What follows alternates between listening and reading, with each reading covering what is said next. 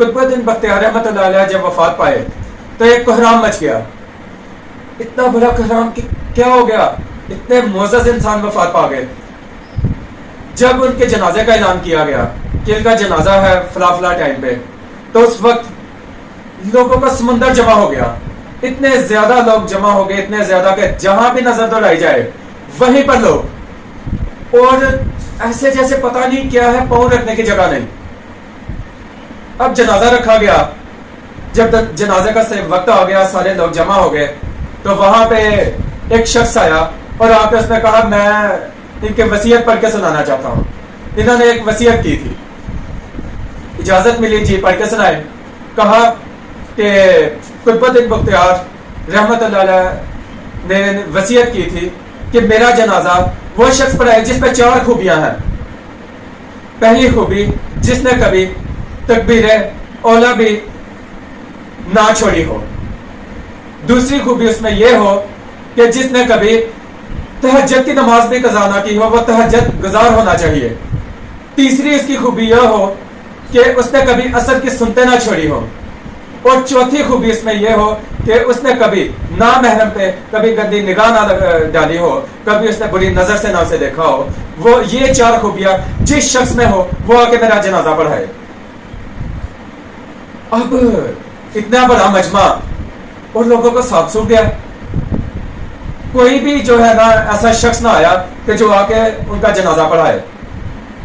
میت رکھی ہوئی تھی اور تاریخ پہ آتا ہے 2 دن یا 3 دن تک وہ میت رکھی گئی اور کوئی آیا ہی نہیں مجمع سے، اور کہا کہ کوئی آئے آ کے تو یہ شرطیں پوری کرے، جس میں یہ خوبیاں ہے وہ آئے اور آ کے وصیت پوری کرے، نماز جنازہ پڑھائے۔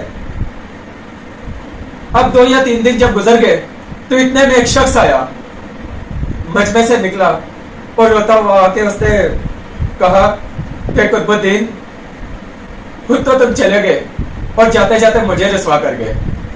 اس نے میت کے چہرے سے اپنا وہ جنازے سے کفن ہٹایا اور آ کے اس نے یہ الفاظ بولے کہ تم خود تو چلے گئے اور جاتے جاتے مجھے رسوا کر گئے۔ اور یہ کہہ کر اس شخص نے قسم کھائی، اس نے کہا کہ میں اللہ کو حاضر ناظر جان کر یہ قسم کھاتا ہوں کہ یہ 4 خوبیاں مجھ میں ہیں۔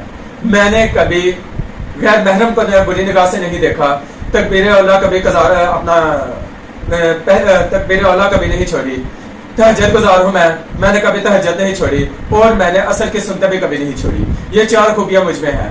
یہ اس نے اللہ پاک کو حاضر ناظر رکھ کے کہا اور جنازہ پڑھانا شروع کیا۔ آپ کو پتا ہے کہ وہ کون ہے؟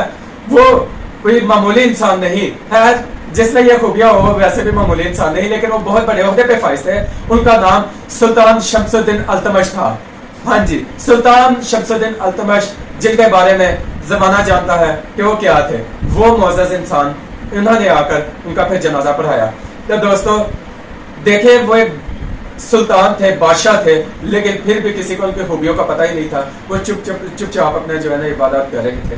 دوستو نہ انہوں نے کبھی دکھاوے کے لیے خانہ کعبہ پہ چڑھ کے اذان دی، نہ انہوں نے کبھی دکھاوے کے لیے خانہ کعبہ کا دروازہ کھلوایا، نہ وہ کبھی مدینہ پاک میں ننگے پاؤں چلے، نہ ہاتھ میں تسبیحاں لے کے لوگوں کو دکھایا کہ دیکھیں میں کتنا معزز ہوں اور میں بڑا پرہیزگار اور متقی ہوں۔ بس خاموشی سے وہ کام کرتے رہے۔ اس طرح کے بھی لوگ ہوتے ہیں دنیا میں، ٹھیک ہے؟